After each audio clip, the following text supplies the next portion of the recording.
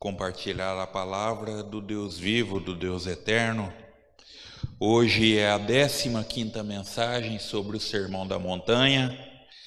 Já passamos da metade. Estamos prosseguindo, caminhando,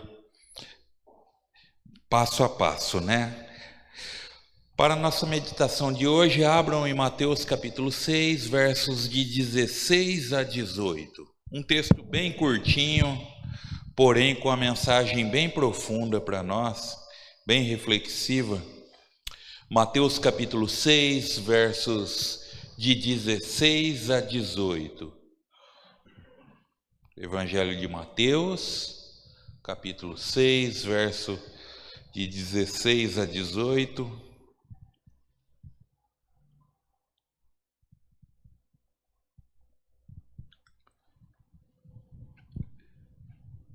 Diz assim a palavra do nosso Deus: quando jejuares, não vos mostreis entristecido como os hipócritas, que mudam o seu rosto para parecer com homens que jejuam.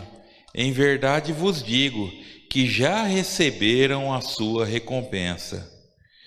Quando, porém, jejuares, unjas a cabeça e lava o rosto, para não perceberes aos homens que jejuas. Mas teu Pai que está em secreto, e teu Pai que vê em secreto, te recompensará. Santo Deus, obrigado pela tua palavra que é viva e eficaz. Esteja falando aos nossos corações da maneira que só o Senhor pode falar, ó Pai. Pois assim nós oramos, no nome de Jesus. Amém.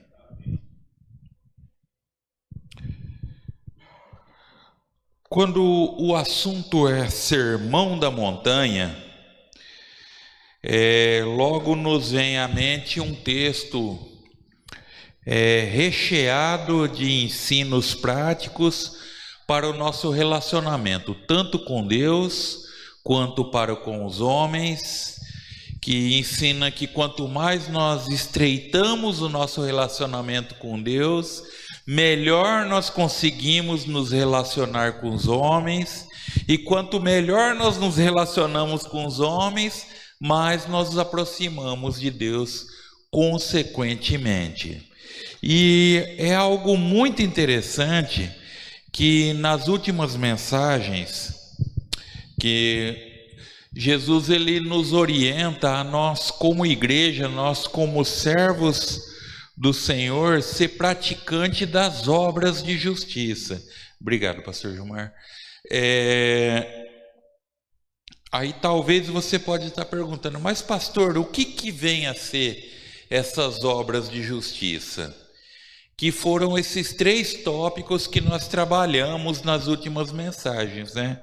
Que é você realizar o ato de dar, de você fazer boas obras, de você ajudar o seu próximo, você ficar atento às necessidades não somente espirituais, mas também às necessidades físicas, às necessidades emocionais do seu próximo. O ato de você orar, de você interceder, de você suplicar, de você agradecer, de você buscar um relacionamento com Deus de maneira íntima, de maneira pessoal, que maneira essa que só é possível através da oração.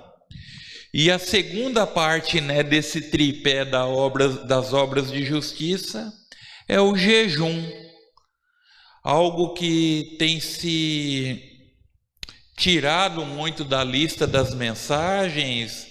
Nós não vemos muitos pregadores falando sobre jejum, talvez porque acho que não traz tanta audiência, né, quanto se falar prosperidade, de você receber a tua bênção ou algo do gênero, só que é algo profundamente necessário, que Jesus fala que para nós sermos bem-aventurados, nós precisamos realizar essas práticas de justiça, que está fundamentada nesse tripé, né? Que é você ajudar o próximo, você orar e jejuar. Eu procurei uma definição bem simples, porque existem as mais diversas definições a respeito de jejum, só que assim, o jejum bíblico, que a Bíblia nos mostra, nos ensina, ela está baseada em 2 pontos. O primeiro é na súplica e o segundo na contrição. Porque quando você está orando, você está buscando a Deus de uma maneira mais aprofundada, de algo muito difícil que precisa ser realizado, uma busca insistente daquilo que você tem buscado a Deus. Então isso é uma súplica. Ou então a contrição, que quando acontece algo que abala a sua estrutura, algo que te entristece, ou algo que te traz a memória, que te traz tristeza, que te traz lembrança sobre aquele assunto, aí você jejua também em contrição, em memória, aquele acontecimento, aquela data que ocorreu.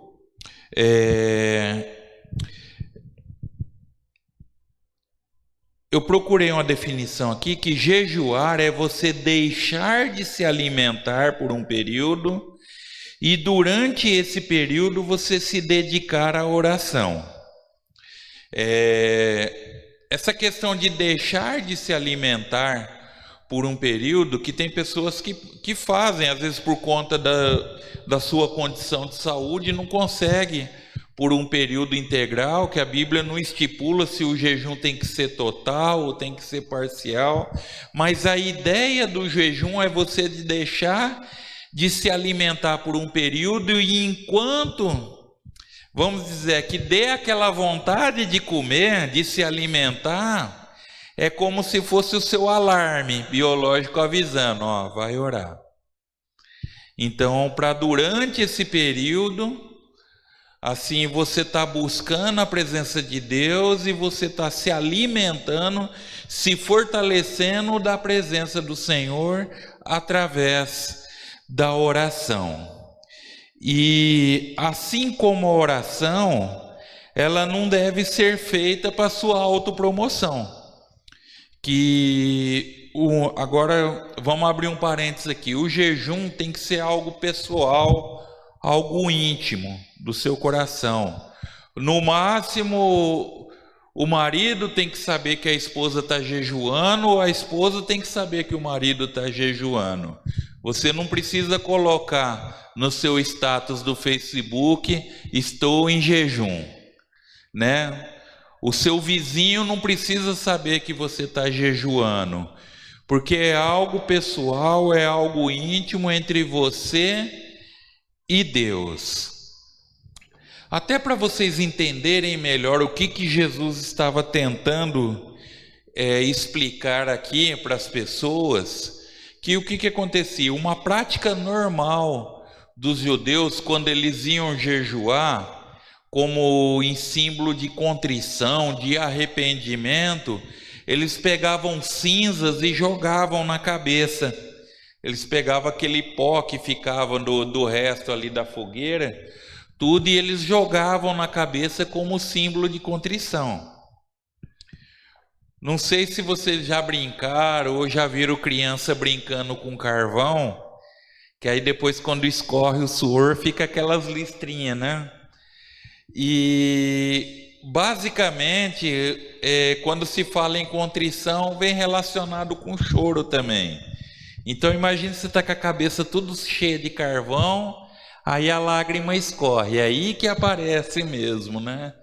E no verso 16 aqui do texto que nós lemos, Jesus ele dá a seguinte orientação, lembrando que aqui ele já estava pegando mais firme, ele pegando um pouco mais pesado com aquela elite religiosa que se achavam santos, mas eles viviam de aparência.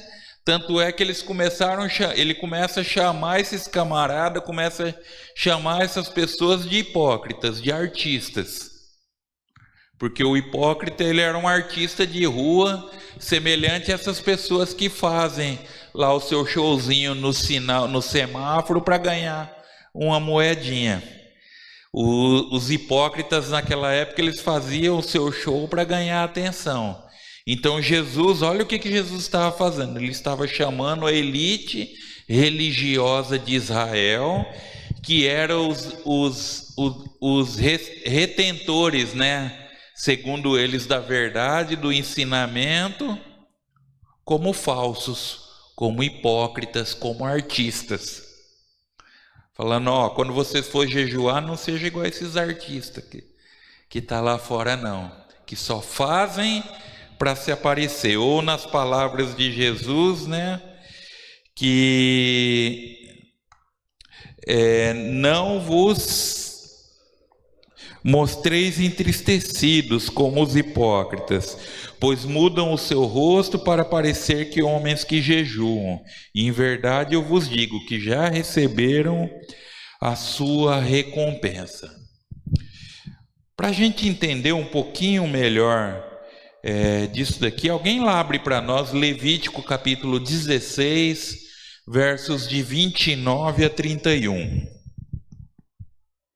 Levítico 16, de 29 a 31.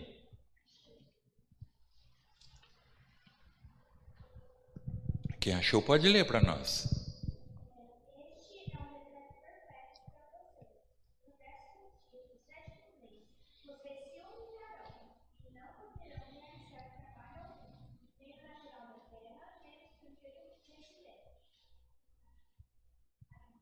Até o 31. Portanto,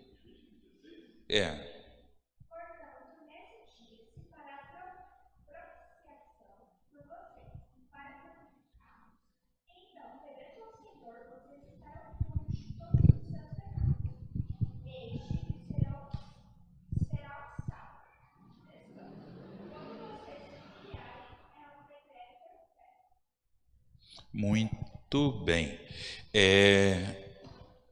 Esse texto está falando sobre o dia da expiação, que o único dia que era exigido por lei para o povo de Israel jejuar era nesse dia que era o dia da expiação, que era para o povo lembrar todas as mazelas que eles sofreram no passado, todas as calamidades que eles sofreram, então tirar um dia para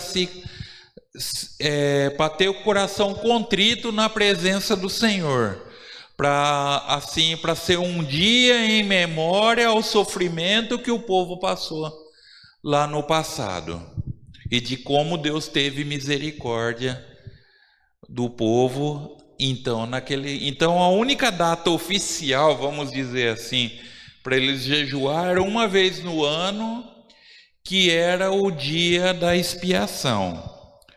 Porém, historicamente falando, conforme Flávio Joséfo ele apresenta, que depois do exílio babilônico, 4 datas de jejum passou a ser guardadas pelo povo. Então, depois da lambada que eles tomaram, né, 70 anos de cativeiro, então eles achou que um dia só por ano estava pouco. Então, aí eles acrescentaram 4 datas anuais para eles estarem fazendo jejum. Então, basicamente o calendário judeu era assim, era composto por 4 festas, que nessas festas antecediam um período de jejum para depois eles estarem festejando. Porém, os fariseus, para se mostrar mais santo que os demais, para demonstrar uma santidade a mais, eles jejuavam 2 vezes por semana. Toda segunda e toda quinta-feira eles jejuavam. Daí que vem no verso 16, Jesus falando, né? Questão da aparência, né? Com a aparência de quem jejua, porque eles não somente jejuavam, mas saía com aquela cara triste. Ai, tô com a fome, mas sabe, irmão, eu tô jejuando. eu vou aguentar firme até o fim do dia que eu estou jejuando, sabe? Então eles faziam aquela cara de tristeza, de amargura, assim, para que todos soubessem que eles estivessem jejuando, né? Então aí imagina, né, o camarada com a cabeça cheia de cinza no cabelo, aquela cara de tristeza, tá roncando a barriga, mas eu tô firme na fé. Isso assim para todo mundo olhar e falar, olha, mas isso é santo demais. Olha como que esse homem é santo. E isso era meramente um teatro, porque isso já fazia parte do discurso natural dele. Vocês querem ver um texto? Lucas capítulo 18, versículo 12. Lucas 18, 12.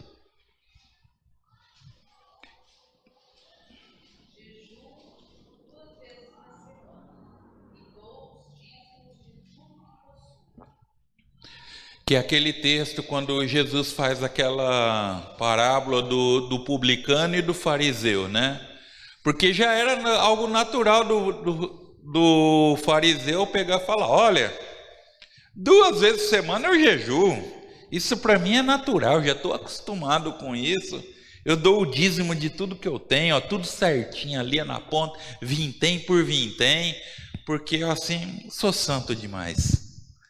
Esse era o discurso deles, assim, eles se vangloriavam daquilo que fazia. E Jesus fala, olha, quem tem esse tipo de atitude já recebeu sua recompensa. E no caso, qual que é a recompensa? A aprovação dos homens.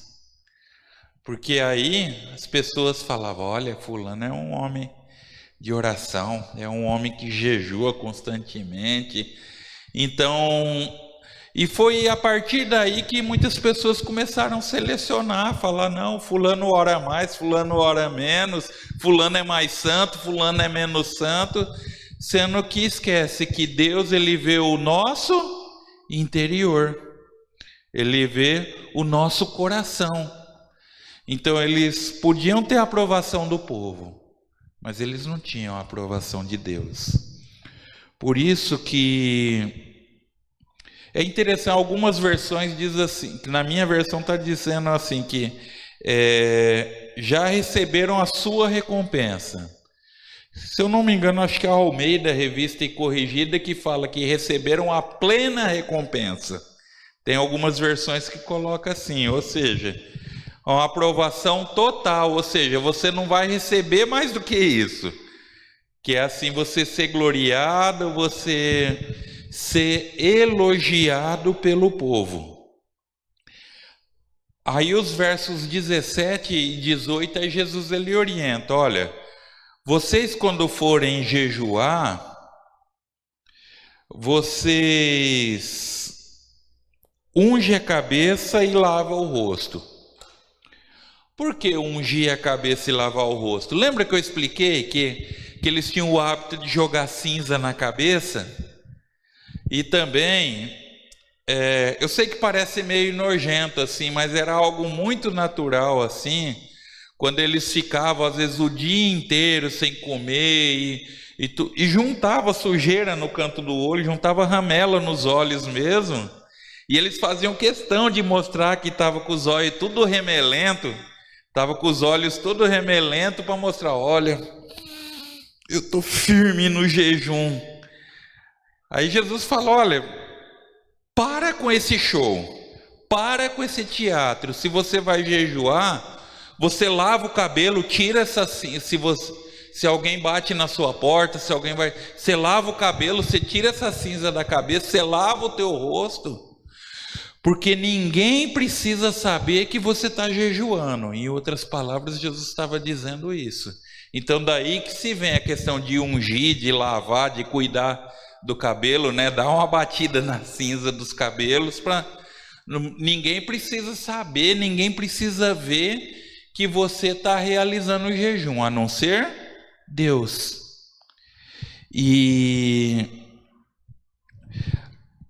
os judeus, eles colocavam cinza quando jejuavam, E Jesus aqui ele manda manter a aparência normal, pois quem precisa saber quem está jejuando é Deus e não as pessoas. Então, algo muito, muito interessante aqui nesse texto que Jesus ele coloca, né? Que o seu pai que está em secreto e é o teu pai que vê em secreto. Então, quem precisa saber dos seus maiores dilemas, das suas maiores dificuldades? É o próprio Deus. A não ser que seja alguma pessoa que você confie, está colocando para orar. É algo que às vezes nós temos que tomar cuidado de não ficar lançando pérolas aos porcos. Como igreja, Tiago ele orienta a igreja: orai uns pelos outros. Mas aí você não precisa também estar colocando para pessoas que às vezes vai zombar da tua fé, vai zombar dos teus problemas, vai zombar da sua questão que você está passando, sem necessidade. Se você quer compartilhar alguma coisa, compartilhe com alguém que você saiba que vai orar por você. Se você vai, por isso que até eu dei o exemplo no começo da mensagem, né? Que o ideal, se é o marido está jejuando, a esposa saber, ou se é a esposa, o marido saber, até por questões assim, para dar uma forcinha, né? Porque se a pessoa está jejuando, aí a esposa vai, não precisa colocar mais um prato na mesa, preparar comida, ou até mesmo chamar para comer, né? Porque imagina, você está lá em oração, você está lutando para você ficar em abstinência de alimento, aí você não vem almoçar, mas por que você não quer comer? Você não vai comer? Eu fiz um feijão tão gostoso hoje, você não quer comer. Então por isso que é o ideal, assim, a esposa saber, ou o marido saber, para um dar força para o outro também, né? E até ajudar em oração também, né? Que isso é fundamental. Agora, passando disso, não vale a pena. Porque já pensou, pastor Nelson, pastor Gilmar, aí chega domingo de manhã aqui com os olhos todos ramelados, cabeça toda cheia de pó de cinza, falar: ai irmãos, eu estava no jejum, eu estava na prova. O que isso vai acrescentar? Porque é somente Deus que sabe o tanto que nós jejuamos, quando que nós jejuamos, e de igual modo para cada um de nós também, né?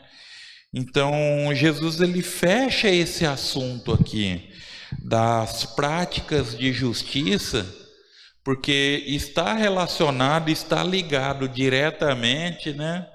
O jejum com a súplica e com a contrição. E esse tripé que eu apresentei no começo, que são as obras de justiça, que quais são? Você está cuidando do seu próximo, você está atento às necessidades físicas, materiais e emocionais ou espirituais da pessoa, né? Porque não dá para falar que Jesus é o pão da vida com a pessoa com a barriga roncando de fome. Você tem que atender às necessidades da pessoa, mas também você tem que orar como Jesus apresentou, né? Que quando você for orar, você entra no teu quarto e fecha a porta. O quarto ali que ele estava falando, a dispensa, ou seja, você entrar sem pressa de sair da presença de Deus. Fechar a porta no sentido de que nada retenha ou tire a sua atenção enquanto você estiver orando. E não useis de vã repetições, ou seja, falar abertamente, falar com sinceridade, porque era coisa das nações pagãs ficar repetindo, achando que por muito repetir seriam ouvidos. E foi a partir daí que Jesus deixou a oração modelo, para que nós estivéssemos atentos, né? De como orar, assim, o esboço de uma prece, e ele fecha essa questão, né? com uma condicional, que se nós perdoarmos a quem nos ofendido, assim Deus também estará nos perdoando, né? Perdoa as nossas ofensas, assim como Deus, pedindo para Deus perdoar as nossas ofensas, assim como nós perdoamos a quem nos tem ofendido. E aí, fechando esse tripé, ele expõe essa questão do jejum, que está relacionado à súplica e contrição. Porque quando nós falamos, igual do cativeiro babilônico, né? Foi uma data que mais de 1 milhão de judeus morreram num único só dia. Jeremias, ele relata que mulheres grávidas foram cortadas a fio de espada, o seu ventre, para as crianças caírem no chão. Então, foi uma data aterrorizante, por isso que foi instituído um feriado, para ter um dia para lembrar por essas pessoas que pereceram pela vergonha que Israel passou por não cumprir os decretos de Deus. Então o jejum está sempre relacionado com súplica insistente, né? Que a súplica é isso, e contrição. E jamais em algum momento para a sua autocondenação. Que aí já começa aqui uma transição, que é o assunto da próxima mensagem, que aí Jesus fala que com isso você gera intimidade com Deus, e você gerando essa intimidade com Deus, você começa a acumular tesouro no céu, onde a prata, onde nem a prata e nem onde os ladrões não roubam e arrombam, né? Estou trocando os textos aqui. Porque quem ajunta tesouros na terra, né? As suas riquezas enferrujam, os ladrões roubam e arrombam, né?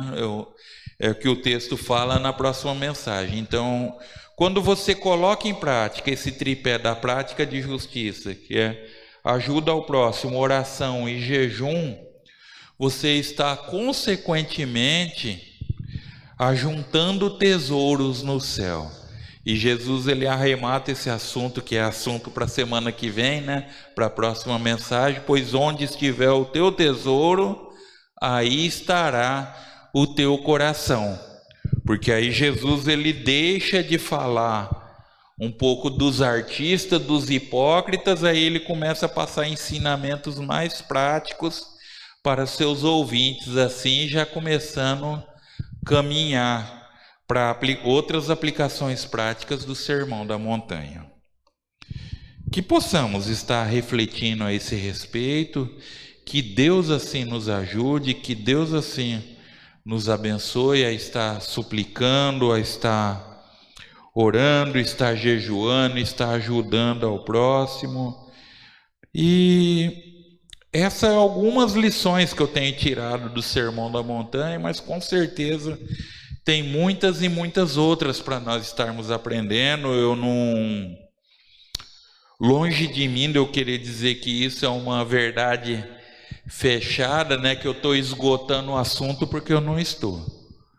Porque sempre vai haver e sempre levantará pregadores que trará mensagens novas, ensinamentos novos sobre esse texto, né? Eu procurei buscar um relato histórico, procurei buscar um ensinamento prático, mas o aprendizado não para por aqui, né? Deus continua nos ensinando, porque a palavra nos diz que seca-se a erva, murcha a flor, mas a palavra de Deus permanece para sempre.